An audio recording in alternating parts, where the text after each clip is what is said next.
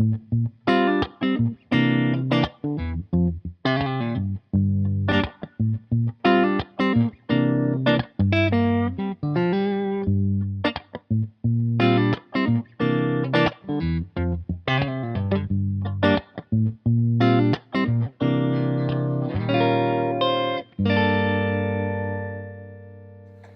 the studio with us today we have Justin Studley.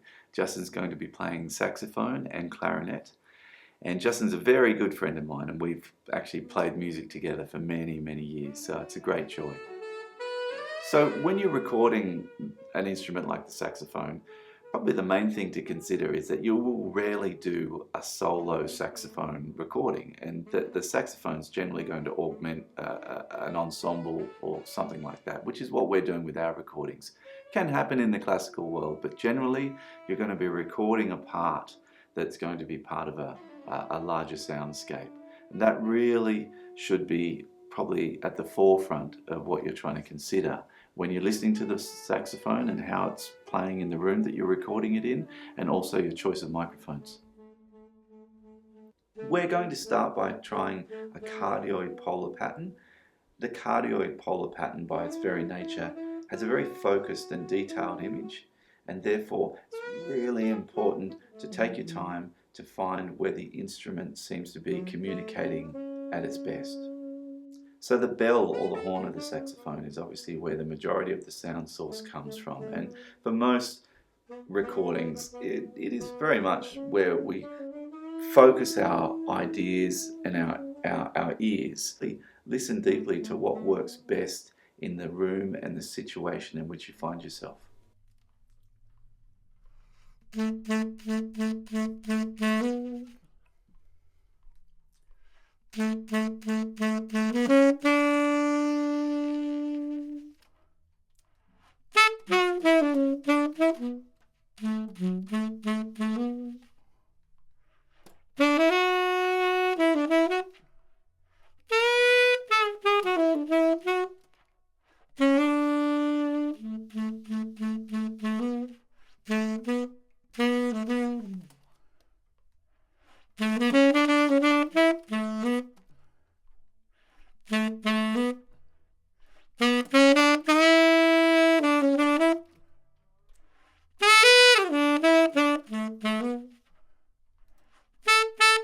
The frequency range is obviously very important, but in the notion of recording a saxophone, what it really generally is it's very loud.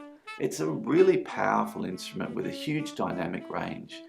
These new Sony microphones implement the anti-vibrational technology that Sony came up with probably 3 decades ago, and therefore they're ideal for an instrument like this.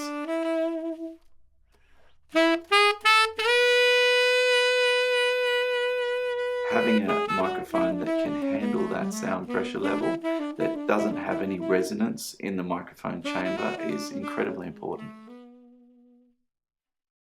As we spoke about in the beginning of this video series, it's rare that you're going to do a solo saxophone recording. So let's have a listen firstly to our cardioid recording of the saxophone in an ensemble setting.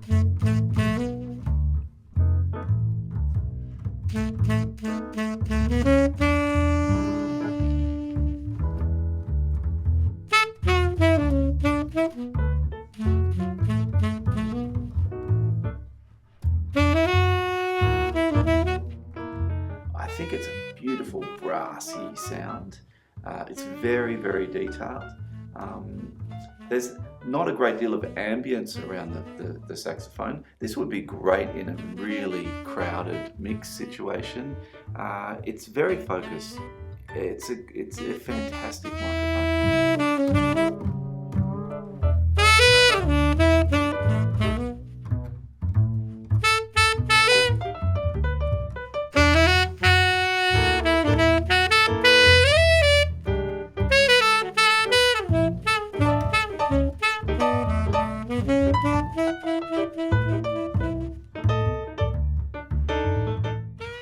Okay, so we're going to go in now and change the polar pattern from cardioid to figure of 8.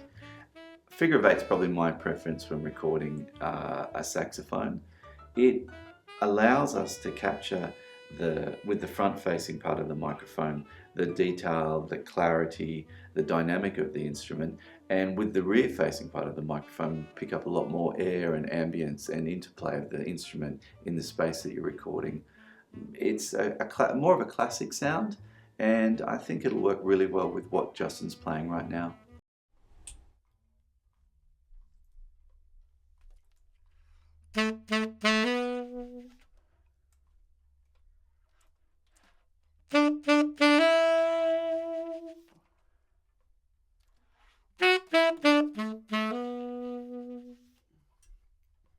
We have spoken about this in previous video series, but just a reminder that both the cardioid polar pattern and the figure of 8 polar pattern don't remain neutral under about 150 Hertz, which means they have the proximity effect in them, which you can use to your own advantage, but it just means you need to take it into consideration as you move your microphone around, as you're seeking out that sound, that you're going to accentuate those frequencies the closer you are to the sound source.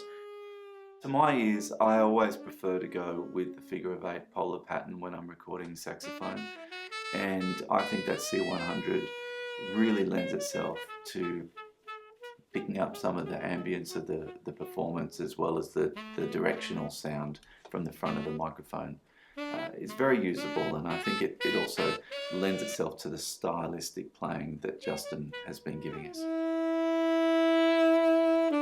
You can hear that there is more space around the instrument, and we haven't lost any detail from, in fact, the performance seems altogether a little bit more whole. I think sometimes when you add a little bit more ambience, you get a bit more presence of the musician in the musical recording, and I think that can be really important.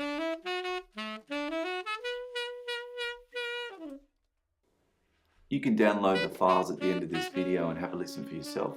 I think that cardioid microphone does capture a beautiful brassy sound of that saxophone, and it would be very usable. Obviously, as I mentioned before, my preference is to use the figure of 8 pattern, so let's go into our DAW and have a listen to the figure of 8 recording in an ensemble setting.